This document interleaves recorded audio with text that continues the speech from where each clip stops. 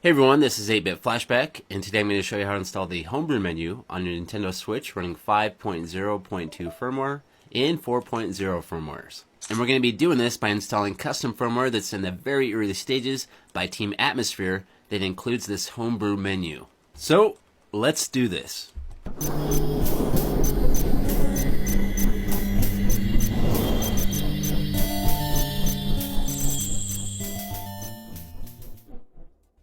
So before I proceed, I'd like to let everyone know, when you're modding a console or you're doing stuff like this, there's always a chance you could break your console, or even lose online features such as eShop or online gameplay. So if you're looking to do this, proceed at your own risk. So there's multiple ways now to get into recovery mode on our Nintendo Switches, which gives us backdoor access and allows us to install either custom firmware or various other mods. One of the easiest ways is to use a 3D printed jig with parts from a micro USB cable glued inside of it. And I did talk about this a little bit in my previous video, but not everyone has a 3D printer or wants to deal with buying one of these. Another option would be to use a paper clip, which I cut and bent those ends on, and then I try to make contact with pins 1 and 10. And I have got this method to work, but it is a pain in the butt, and that alignment has to be just right. So inside that Joy-Con slot is 10 different pins, with the first pin being closest to the front of the console. Another option you can do is to use a chunk of wire. For this demo I'm going to be using a DuPont cable. And I'll insert one end of this in between some metal fins on top of the console, and then the other end I'll make contact with pin number 10. And this method does work, but not the easiest. Another option that exists is people have been taking apart their Joy-Cons and taking pin number 9 and bending that over pin number 10. But this actually damages your Joy-Con, and I'm not too thrilled about doing that. So I figured out a very simple alternative to hack your Joy-Con without damaging it, just by using a chunk of tin foil. So I'm going to start by ripping off a small chunk of tin foil, maybe about 1/2 inch by 1/2 inch. Then I'm going to keep folding that in half until it ends up being about 1 millimeter wide by 1/2 inch long. So the distance between each pin on your Joy-Con is about 1/2 millimeter. So if we make this 1 millimeter wide, we'll be able to bridge 2 pins together. And here's an up close look at the Joy-Con. You're going to have to be in a well lit area to see these pins correctly, but what we're going for is 9 and 10 located right here. We want to bridge those 2 pins together, and we're going to use this piece of tinfoil to do that. Now I'm going to take that piece of tinfoil and bend it directly in half, and then place it on the Joy-Con where pins 9 and 10 are located. And you want to make sure it's only coming in contact with pins 9 and 10. So it should look something like this. I've got that piece of tinfoil, half of it's on the pins, and then half of it's underneath. Once you have that in perfect position, you can go ahead and tape that in place with just a piece of Scotch tape. And the first couple times I tried this, I didn't even tape it in place. I just kept that Joy-Con nice and steady when I put it inside the slot, and it worked. But the tape will make things easier because it'll keep that piece of foil from moving. But you want to make sure you trim that piece of tape. You want to make sure none of the edges are overhanging that black area. So I went ahead and reboot the console, and with this custom firmware, every time you do a normal reboot, it does erase that custom firmware. So now when I click on that album icon, the HomeBrew menu is gone, so I'm going to have to reinstall that custom firmware to make it pop back up. And that might change here in the future, but as of now, that's how it works. So to install my custom firmware, I'm going to start by turning the console all the way off. So I'm going to hold that power button, then select turn off. Now I'm going to install my modded Joy-Con into the Nintendo Switch, and this does have to be on that right Joy-Con for this to work. Now I'm going to boot my console into recovery mode, and I'm going to do that by holding that volume up button, then pressing the power button, and holding those both for about 2.5 seconds.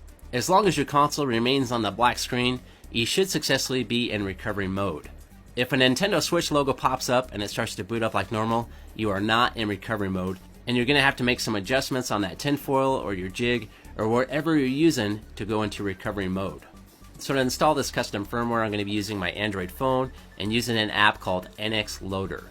And if you're looking to install this app, this will be available in the video description down below. And you can install this by either sideloading from your computer if you know how to do that, or you can install this directly to your phone by using that link down below, which is what I did. So this app allows your phone to communicate with your Nintendo Switch and install the necessary files. And these are going to be the necessary files you'll need if you're using 5.0.2 firmware. You're going to want to download 2 different files. You're going to download the ST file zip, and what you're going to do is you're going to open up those files and drag them to the root of the SD card for your Nintendo Switch. And then we're also going to download the payload bin. And for that payload bin, I downloaded that directly to my phone. And if your Nintendo Switch is running 4.0 firmware, this is the link you're going to want to use instead. And it's going to be the same routine here. You're going to have to download both those files, the SD file zip and the payload bin. And here's a look at the contents of that SD file zip on the right side of my screen. And these are all the files that you want to copy over to the root of the SD card on your Nintendo Switch. And if you're looking to add more apps or emulators for your Switch, you can add those here too. What you'll do is you'll make a folder called Switch, and inside there is where you're going to place your emulators or apps that are in a .nro format. And you can find these files at the SwitchBrew App Store, and I'll make sure to post a link to them too. And I did explain how to add apps to a Switch folder in a lot more detail in one of my previous videos, how to install the HomeBrew menu on 3.00 firmware. So if you want to check that out, you can. And if you're looking for a different way to install the custom firmware besides using an Android device like I'm using, you can use this program here called the WebFuse Launcher. And I'll make sure to post a link for this too.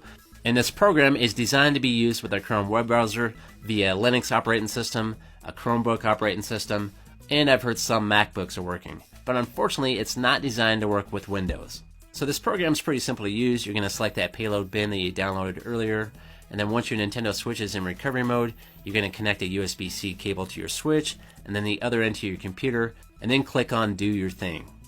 And if everything goes well, it'll start booting up that custom firmware. But for this video, I'm going to be using my Android phone. So this app's also very simple to use. Under the Config tab, I'm going to select my primary payload, which I downloaded earlier to my phone. And this was fairly easy to find. After downloading the payload directly to my phone, all I had to do was select Recent and it pulled right up. Now I'm going to connect a USB-C cable to my phone using a micro OTG adapter. And you can find adapters like this at your local Best Buy, but I bought mine on eBay and they were only about $2 a piece. So my Switch is already in recovery mode, so now it's time to connect my USB-C side of the cable to the Switch. And right after connecting that cable, I'll get a prompt on my phone asking if I want to open that USB device, and I'll select OK. And now the custom firmware boot process has started. And to navigate through these menus, you're going to use the volume button to move up and down, and then the power button to select. So I'm going to select Launch Firmware, and then move down to Custom Firmware, the CFW, and then hit Select again. Now my custom firmware has booted, and once the logo pops up here, I can disconnect that USB-C cable, and now the custom firmware should be installed and running on my console. So now it's time for a test. So we're going to get to our main menu here, and then click on the album icon, and that should boot my HomeBrew menu.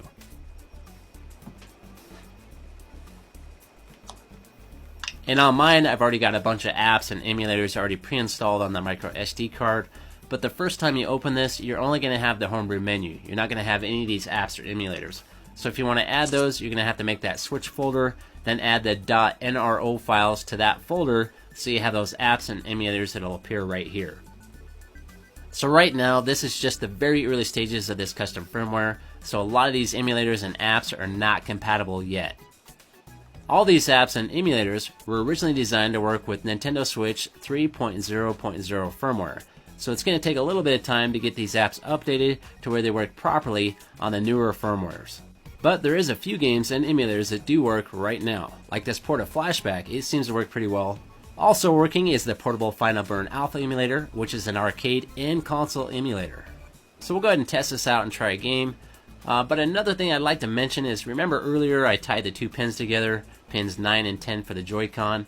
I don't seem to see any issues with the Joy-Con working. Everything seems to function just like it should. But I do have another Joy-Con I could switch out if I need to, so I can just leave that foil on my Joy-Con. But like I said, that Joy-Con seems to function and work just like it should, so I'm not sure if there's any reason to swap out the Joy-Con or remove that foil. And if I run into any issues with the Joy-Con not working properly or hear about anything, I'll be sure to let you know. So this emulator seems to work pretty well, but it automatically separates Joy-Con 1 and 2 to first and second player, even if they're both attached to the console. So I have to detach one of the controllers so I can play the game. And as far as the custom firmware goes, it definitely has some issues at this point. A couple of the big issues is that every time you reboot the console, the custom firmware disappears. So you're going to have to reconnect that to your phone or your computer, then reinstall that custom firmware every time you reboot. Another big issue is when you push that power button on the top to make it go into sleep mode.